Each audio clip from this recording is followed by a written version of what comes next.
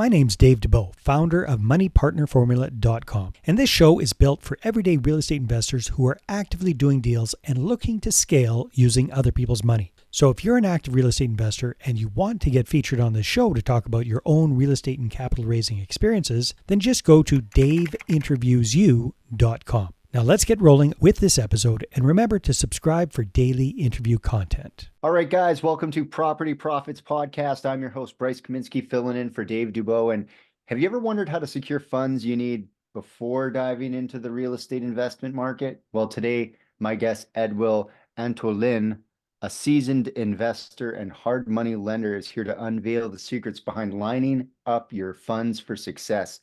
Edwil, welcome to the show. Great to have you here. Thank you, Bryce. Thank you for having me. It's an honor. So, I mean, the obvious question is going to be, how'd you get started in real estate? You know, when was that and what got you into the game? Sure. My wife and I started in 2019, part-time real estate investors, and real estate being so broad, we were kind of trying to find our niche. We started off with purchasing property and rehabbing them, flipping them, and then also purchasing and holding them. So that's where we started. And then as I continued, I decided, you know what, I want to continue to help the community. And so I found the niche of real estate lending, hard money lending specifically also. So I wanted to help people who are also trying to get started like myself in this world and trying to build an empire, if you will. So I wanted to help the community that way also. I think the big thing too is that a lot of people don't know, like the average person doesn't know about hard money loans. They think that they have to like save up or go to the bank, and then that's pretty much it. Like those are the only people, or like borrow from like their uncle or something like that. So Right. can you share some insights on your experience both as an investor and as a hard money lender? Like, did you ever need funds for your own deals? Right. So we started with purchasing a property in St. Louis, Missouri. Actually, we're from California, so we did out-of-state investing. Oh, wow. So we were You're able across the to, yeah, country. yes, sir, we did. We did cross country. We were able to secure funding from a hard money lender at the time, and they paid for so here's the neat thing about hard money lending. You're able to leverage or use other people's money to acquire their property. So we were able to, I believe it was, if I'm not mistaken, we were able to get a hard money lender to provide 85% of the funds necessary, not only to acquire the property, but also to fix it.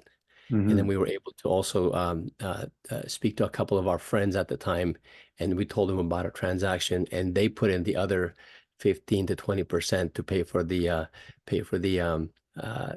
rest, basically, including the closing costs. So the bottom line is we were able to put two lenders together, a hard money lender and a private money lender, and we were able to acquire the property with basically nothing from our own pocket. Yeah. Yes, and so I encourage a lot of investors, use hard. I know that a lot of people are saying, "Oh, hard money is expensive," and this and that. But there is a place for hard money in acquiring property in our industry. So I'm here to Yeah, tell it's you kind that. of like, I always look at hard money loans as like a bridge fund, whether it's Mhm. short or whether it's 6 months. I mean, you don't want hard money loans on a buy and hold rental property where you're going to be in there Correct. for 5 years. But as my mentor always used to say, access is more important than cost. If you can't get the money together, then you can't do any deal. So you might as well look at the Right. numbers, buy it in such a way that a hard money loan makes sense. Because hard money loans don't make sense on all deals. It's usually on like properties that the bank doesn't really want much interest in, Hmm. or something that you've got a decent amount of equity where you can pay a little bit more than the bank. The bank is obviously going to always be like a conventional mortgage, 20% down. It's always going to be one of the cheapest ways to get a loan on it. But when you're looking at, say, a buy rent refinance project, you're probably going to need that like kind of bridge financing to get that thing up and running, because a bank looks at it and goes, "No, we're not going to lend on that thing. It's going to fall down while we're lending on it." So what advice would you have to investors looking to secure funding for their real estate ventures? What should they do to get ready for that sort of thing? Yeah, Bryce, that's a great question. One of the things I recommend, in fact, I recommend this to so many people. A lot of times, here's the scenario: an investor comes to me, they're already in contract, and they Hmm. say, "Hey, I need a loan." And so by that time, however, the clock's already ticking, right? Yeah, And so, my suggestion to all of us, whether you're new or whether you're seasoned, is find out, get the money first, have it lined up first. yeah, So that once you get the property under contract, there's no more sticker shock. You already know what to expect. You already know the rates that you're going to have. You're already gonna know the time frame. You only have 6 months or 12 months to get this project done, and you'll also already know how much money you'll need to come into the table. If you need to get if you can't finance the entire thing, if you need to come up with your own funds, if you don't have enough, at least yeah, investor A or B or C will help me come up with the rest. So it's night and day, Bryce, if you have your funds lined up versus getting into contract and then you have to figure out where you get your money. So I definitely recommend that you get pre-approved, see a hard money lender or get your money lined up, whether it's from a hard money lender or a private money or a combination of both before before you sign that dotted line. yeah. Because I mean, a lot of times you can get the money. Hopefully, you gave them more than like 15 days notice, but um, it's not always that the hard money lender is going to give you the money that you need. You might actually come up short. They might look at it and say your numbers aren't quite right. We're going to give you 85% of what we think it is, and then you're still coming up short. So one thing I always do whenever I'm looking into a new market is I call the market area and I look around at the pricing, and then I start calling hard money lenders before I've even made offers to Right. figure out what their lending risk in that area. Because like some parts of the country you'll call and the hard money loan might be 100% loan to value plus the renovation. And you're like, wow, that's great. You mean I can like pretty much buy property and they're going to fund the whole thing? They're like, yeah, all you need to do is like have some security or, pay for all the legals and they'll will pay for all the house stuff part. But then you'll call something like maybe California or, Florida where there's like some risk related to the market. Who knows what it is? And they're like, oh, we're only going to do 80% loan to value and we're only going to finance the house because the amount of capital, like especially I was calling into Florida and they're like, sorry, we cap out at a hard money loans at like 1 million. And I'm looking at like a $2.5 million property to flip it for 4.5. And I had to find, I'm like, okay, so who do you know? Because there's always a hard money lender for that. So it's like, okay, I had to step through this, that, and the other to get towards a hard money lender that could actually provide. But surprisingly, after like 2 or 3 phone calls and asking for the referral on the no, I was able to find a hard money lender who was like, yeah, we do everything that the under 1 million people don't do. We're going to lend on, up to $2 or $5 million. So when you're looking at, the whole lending side of things, how do you process and identify whether or not the deal they're bringing to you is worth investing? Because, like, as an investor, let's say I already have it under contract and all that, I Mhm. obviously think it's a deal. But then I bring the paperwork to you and say, Edwil, I need 85% loan to value and I need 85% of the renovation. And then you do your thing, and it's like, well, I don't agree with XYZ. So how do you guys evaluate a property so an investor like me can kind of understand the mindset that goes into evaluating whether or not you're going to loan to me? Right, right. What I do, Bryce, is I provide education. I Hmm. let the borrower know, hey, this is what you can expect. These are the numbers you provided to us, and because I'm sure you did, some sort of homework, some sort of due Yeah. diligence. But I let the borrower know that the lender is the one that's going to make the final decision. So for example, if you say that this property has an ARV of 300, well, that's great. But what's going to happen is the lender's also going to do their due diligence, and in the end, they're going to give it their number. What I Hmm. do, Bryce, is I educate the borrower to say, hey, Mr. and Mrs. Smith, if the lender says the ARV is below this, then this is what's going to happen. If it's above it, well, then we're great. right? Mhm. So yeah, so I educate them, the borrowers, on what can possibly happen if the numbers don't come out correctly. So Bryce, I don't necessarily deny or approve a loan. I just simply let the borrowers know that, hey, this is the scenario. We're going to provide it to this lender. These are the lender's guidelines. Just be aware that if this happens, then XYZ might fall into place. And so then I guess you've got multiple people that are lenders. And if we don't get it over here, then you're essentially like brokering the money from somewhere to somewhere, right? That's correct, Bryce. So that's the neat thing about working with us at Rapid Funding Solutions. We are a lender, but we also have a part of us that allows us to reach out to correspondent lines. So, like what you said, if it doesn't fit our guidelines here, we can always go to lender A, B, C, and D.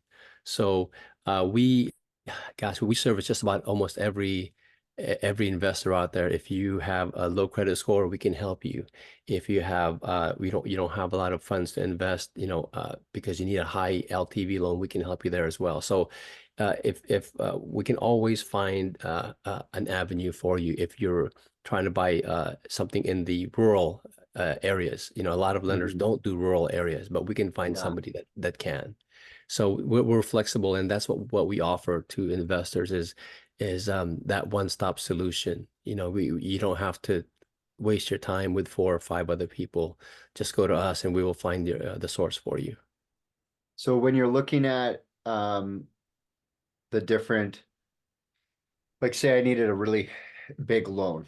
I need a Mhm. huge multifamily property, I don't know, $5 million. How do you navigate these larger bids on someone who, like, does it matter so much about the person or the property? Yeah, most of it, Bryce, the majority of the decision making is based on the property itself. The borrower's credit score does come into play, but the biggest thing is the property itself.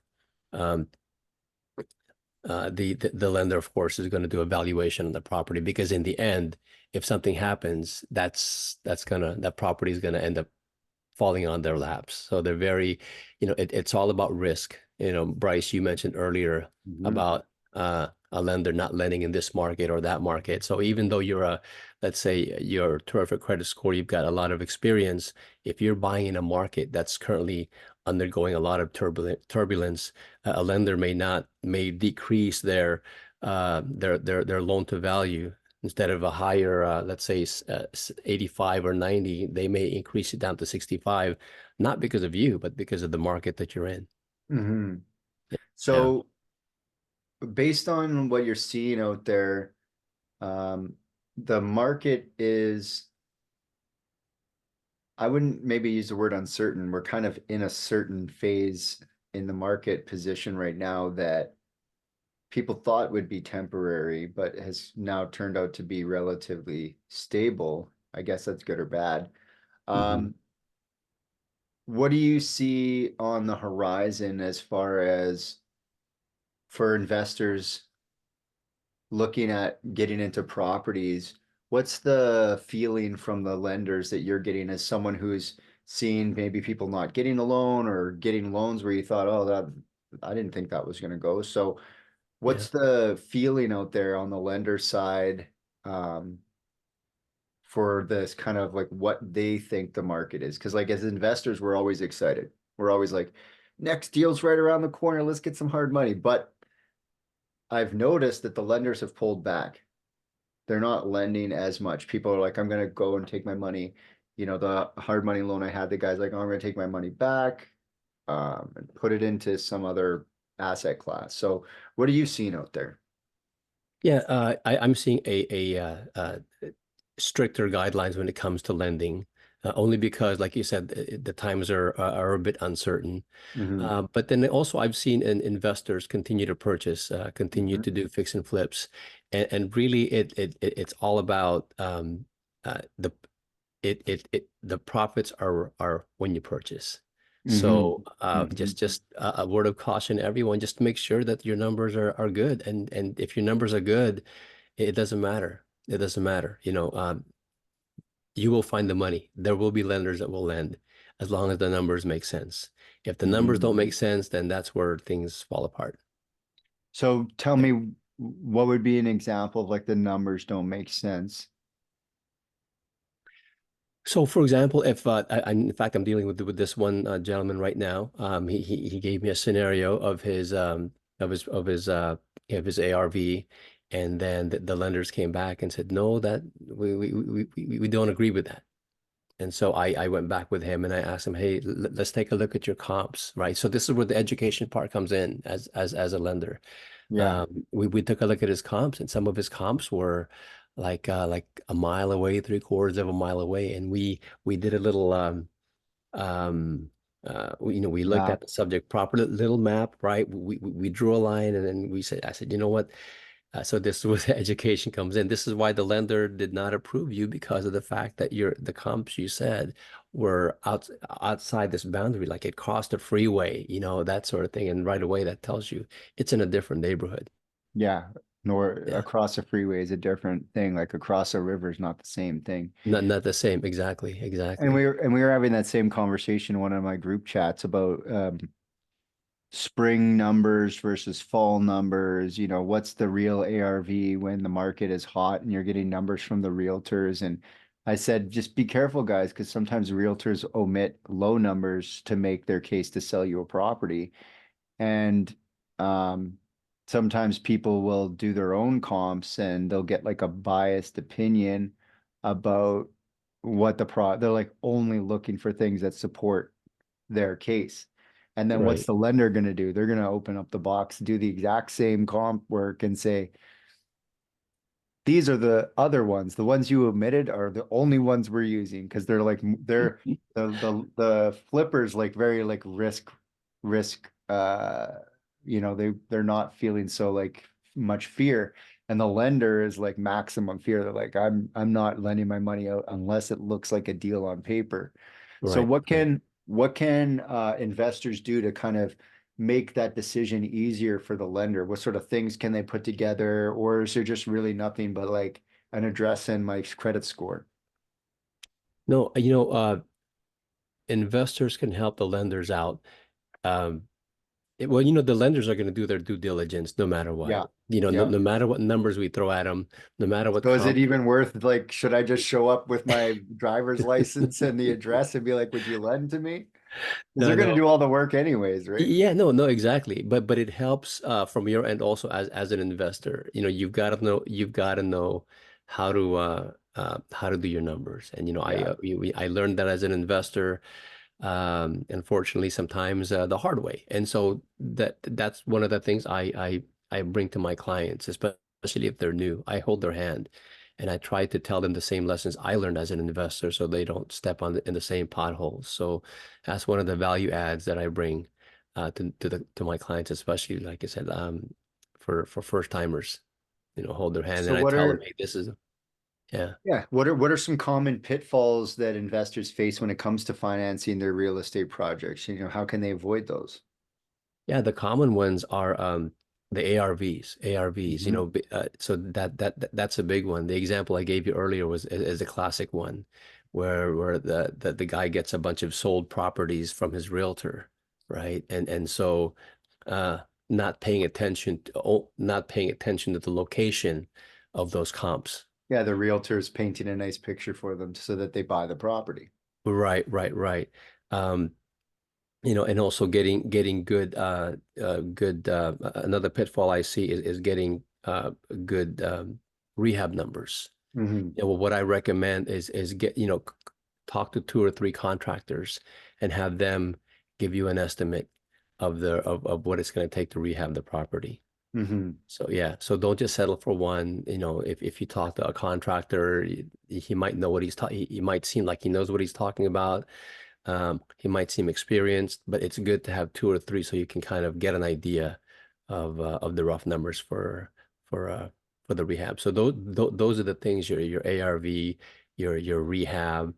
Yeah, and surround yourself with good people too. Surround yourself with a good realtor. Take the time to talk to people. Take the time um, to find the right people to put in your corner because in the end, that's going to be worth their weight in gold. Yeah, and one of the things that I think we used to do a lot is that when we had our checklist for flipping properties, one of the final checklists after you've done your comp matrix and all the stuff was lender hesitation. Are you getting lender hesitation and why? And so what's really great about that is you can do all the work and get really excited, but then the lender says no, and that's probably going to save you. Like, don't get disappointed. Mm-hmm. You should be like thanking them because if you went to like your cousin, uncle, brother, aunt and told them the same story you're telling yourself, and then get their money into the deal because they're not looking that the comps are on the other side of the freeway, you could get yourself into um, you could get yourself into a real corner. You might as well send every deal that you're doing through a hard money lender, see if they'll loan on it and be like, nah, thanks for checking the paperwork. Yeah. No, and you make a great point there, Bryce, that if a lender says no, yeah, definitely be grateful because there's nothing worse than getting stuck with a bad deal. One bad deal can wipe out, three And or four successful flips. So absolutely be grateful that you get a denial. It'll mhm. save you. It's going to Yeah. save you time, more importantly than money, because Yes, you're going to sir. invest 6 months into flipping something that didn't have a chance from the beginning, didn't have a Yeah. chance to make money right off the get-go. Yeah. So when you're looking at, um, I mean, other than credit score and the ARV, what's another reason someone might not get their loan through you guys? Um, we're able to place a lot of, like I mentioned to you, Bryce, we have sources, right? Hmm. So if this one lender denies because, or if we're unable to use this lender because of credit score, we can always go to somebody else. And so, if we have a borrower that's willing to do what it takes, we will find the loan for him, right? You just might not So like the interest rate as much as the first loan. what was that now? Well, I've found myself that you can always get the money, you just might not like the terms. I've seen some crazy notes where people are putting down like side money and there's like a crazy repayment and but you can always find the money. It's just whether or not you like the terms of the deal. And Right. if you get if you get rejected, let's say I'm an investor and maybe I'm new to investing and that's why I'm in investing because my credit's a mess or whatever. Um, should I bring somebody else to the table for their credit score, etc.? Is like that stuff that you help people? Like, how do you navigate the rejection on a Right. hard money loan? And how do you have that conversation? What do you do for your clients? Yeah. So again, it's all about education. When I speak with my client, and depending on the reason for their rejection, I can say, okay, you were rejected for this reason. Here is our option B and C, right? Hmm. Like you said, Bryce, if it's a bad credit score, okay, can you find somebody else that can joint venture with you who maybe has a 700 credit score, and Hmm. then just make it happen, and then we'll build your credit score on the next two or three flips. Then you can do it on your own. Or we can go to lender C, who will take your credit score the way it stands, except you'll be bringing in more money to the table, right? Hmm. So we go through the options. Like I said, if we have a borrower who is willing to do what it takes, we can find a loan for him. It's just sometimes the clock runs out. Clock Yeah, the the time runs offer out. date doesn't wait. Yeah, yeah, just like in any basketball game, you've only got, it's a 48-minute game, and once that's done, it's done, right? Well, if you're creative and you dialogue with the transaction coordinator and the lawyers, you can sometimes buy a few extra days. You can Yeah, you make it can. happen. I've Yes. bought in 15 days before. But Okay. really you have to usually put down more money, like extend the deposit and show them that you're intending to close. Yeah. So, if people want to connect with you, they want to find out more, they want to get, access to your lenders and things like that. Hmm. What should they do? How do they find you? Sure, Bryce. I can give you my phone number, which is Mm. 707-652-3193, 707-652-3193. They can also reach me at Edwil, Edwil, at rfsfunding.com, RFS, Romeo, Frank, Sierra, funding.com. Awesome. Awesome. Well, I really appreciate you stopping by and, kind of breaking down some of the walls around the hard money lending. Cause people think that they got to do this, that, and the other, but there's always hard money lending out there, guys. I can't emphasize that enough. Yes, there is. Look forward to helping you guys out. No problem. I appreciate you stopping by. Oh, thank you. All right. Until next time, guys, we'll catch you on the next episode. Hey there, I really hope you enjoyed that episode. And as always, if you want to listen to more daily interview content, make sure you subscribe. And if you're an active real estate investor and you're doing deals and you'd like to get featured on this show, then just head over to daveinterviewyou.com. Now at moneypartnerformula.com, we help real estate investors to create a process for predictably getting capital so they can do more deals without relying on hard money lenders or the banks. We do this by building them a private capital marketing system. Now, if you want help turning yourself into a big money capital attraction machine, then book a call with our team to see how we can help. Just visit moneypartnerformula.com to find out more. All right, take care, and we'll see you on the next interview.